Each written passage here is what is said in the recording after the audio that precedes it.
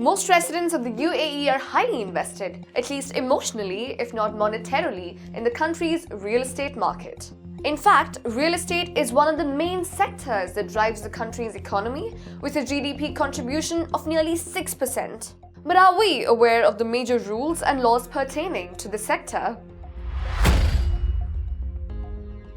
At the end of October 2013, the central bank issued a new set of regulations on mortgage lending to banks and other institutions.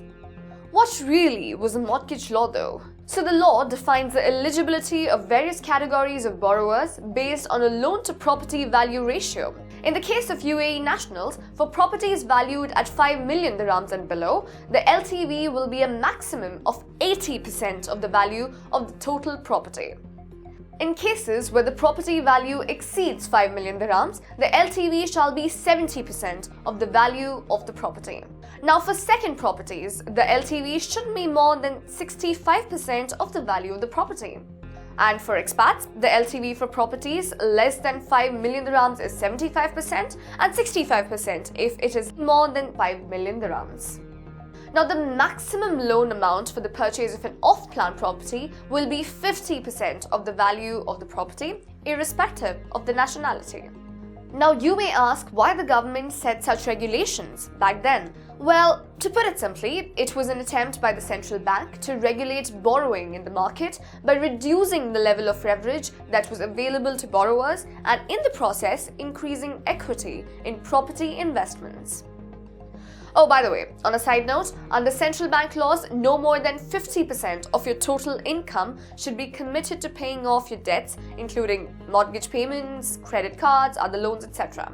So basically what I'm trying to say is, if you earn 20,000 dirhams per month, you can only be paying 10,000 as EMI, including interest. Now, there are rumors in the market about relaxing these terms, hoping that the much-needed rush on the property market would come back. Actually, I'm just going to let Aarti from Showa Capital explain why.